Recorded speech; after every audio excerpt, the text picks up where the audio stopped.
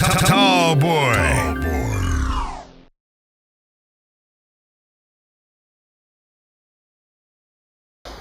This is the Tall Boy Experience on tallboy.us. Hanging out with Mr. Manway, Mr. Hole in the Wall himself. You know? I gotta ask you, what gave you the concept for that song? Well, growing up in San Antonio, Tall Boy, there's a vicinity in San Antonio where everybody, by 2 o'clock in the morning, they migrate out off of East Houston Street, Joe Louis Drive, and it's called Chili Willie's Mustang Lounge. And man, at 2 o'clock, it's on and popping. It come alive. And that's in the BYOB? Totally. No, you don't have to pay for no whiskey there. You bring it with you. You bring it with you? Bring it with you. Okay. They only have setups. Okay. They provide ice and cherries and the gas. Okay. So you know, it's on. You know how it goes. Hey, look, my mama used to be up in there. Hey man, I did probably too. I got one. That's You probably, we both probably holding the wall. But I ain't mad because I'm enjoying what I got going on. God has been good, man. And it's exciting sitting here talking with you and sharing the experience that I'm going across the country, having fun with, man. It's a lot of fun. I love my fans. I love them to death. And each one of them I take time out because they're important to me.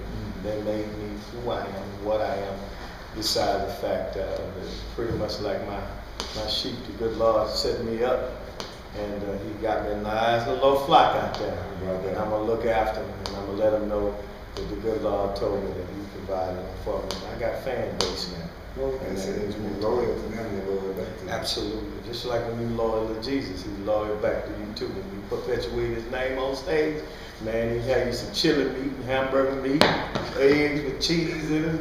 Eat good at the Waffle House, man. Now, as you over here talking about food, I gotta ask you, what's your favorite meal? That's gonna be scattered, smothered, covered. Scattered, smothered, covered. Yeah, Waffle House, baby. Okay. Yeah, so you get an endorsement over there. You can be eating free. They need to put me on up under the endorsement, man, because we eat that quite often. But my favorite meal right now, real on a serious tip, is baked chicken. Okay. Anything you can pick it, put it in the oven and bake, I'm gonna like it. You know, I had to, the fried thing. I'm still trying to work some of this off so I can get my little genuine abs, like Genuine. So now Genuine lost his abs, so I can't use him as an influence anymore. Maybe you, Tom, boy, you ain't got no stomach. You ain't got no stomach. Your stomach flat as a 2x4, man. Man, please. I've got a joke. This is a joke. This stomach. Okay. But I'm healthy. Now I gotta ask you, what got you up into the blues? I wanted to be something in life. Okay. And, I was a drummer. I've been a drummer all my life. And I used to pack, the bass drum 2 blocks, go back and get the snare drum and the cymbals. And I just always had that burning desire to want to have more than what my grandmother, my grandmother, and my grandfather had. See, they had the living room with the couch. See, we call them couches back then. You don't know them like that. Plastic on it. Yeah, with the plastic on it. But see, when the couch wear out, she go and get one of these oversized bath towels and sit on the side of that couch. But it has to match the other couch. So you got bath towels that match until we can afford a new couch. And so they would get a new couch, and by the time the couch wear out, the big love seat will wear out. The cotton and the fur start coming out from the bottom there. So it's time for a love seat. And when you fix the TV on the bottom, the one on the top, yeah, the one on top go out. So you got to put it on the bottom and put the other one on the top, whichever one to give the vision. So you think I'm young, but I remember all this stuff. You remember? I had to have a pliers, and they made me get up. Oh yeah, turn the channel. Turn that, stand that hole and grab it in. And then if you miss the channel, you got. It's only popping. It's only popping. Don't miss that channel, man, please. And Tall Boy, man, it kind of hurts me because we're in a real civil rights kind of area where a lot of lives were given and the struggle was in this vicinity of the country, and so often the kids take it for granted. They went through a lot for us to be able to now have that big old flat screen with everything we want in the ice box, with crushed ice on the ice box door, and sit But there. they don't know. Amen. And so now that you're transitioning into this, let me ask you your thoughts on President re-elect Obama. What were your thoughts when he first got elected, and also when he got elected, re-elected again? Well, when he first got elected, I was sitting in my living room, and they were going through the states, and when they finally got there, where he was so far out front, and he walked out with his acceptance speech in Chicago, I was extremely nervous. Where were you at that time? I was in my living room. I was at home in San Antonio, Texas, Okay. born and raised there. Okay. And I was sitting there, and I was crying because, a lot of times, man, it's just like my career, and I use it as an example for the way I felt for Barack that night. When God bless you and good things start happening, you be so used to bad stuff and not positive things happening. When something good happening, you spend too much time waiting to figure out when it's going to end to where you can enjoy it.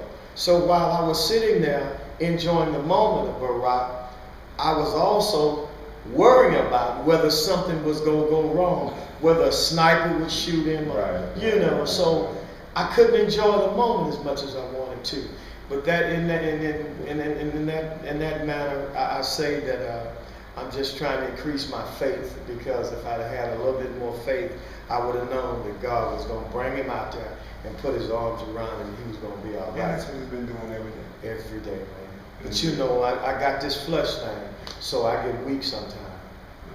Now you're talking about the kids, how they don't appreciate certain things that you had to go through, and things that you were coming up, you worked for things and you earn them. And these days, most kids, they just get things handed to them. What kind of advice do you have for like a young artist that's coming up in the game? The same advice that I gave this morning on the radio. Put Jesus in front. You got to we got away from what they had out in the field. All they had was a word and a song.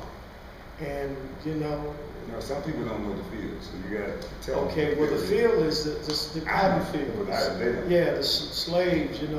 They were out there. They were working in the heat and the rain and the torturing moments of the whip, and they never thought that they would ever get free, or any of their ancestors and the kids to come would have the freedom that we have. And all you have is a word and a song. And my grandfather gave me something that I carry in life today. My grandfather told me that a man ain't nothing without his word.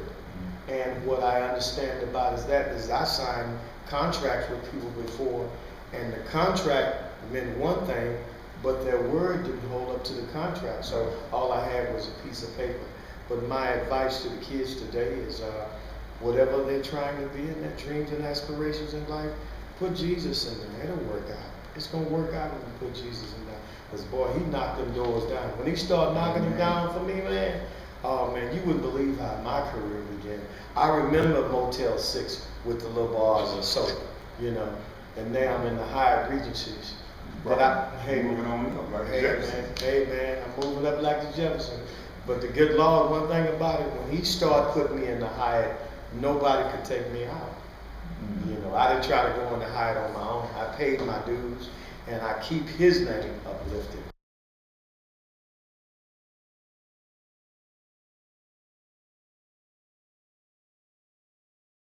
Think big, think tall, think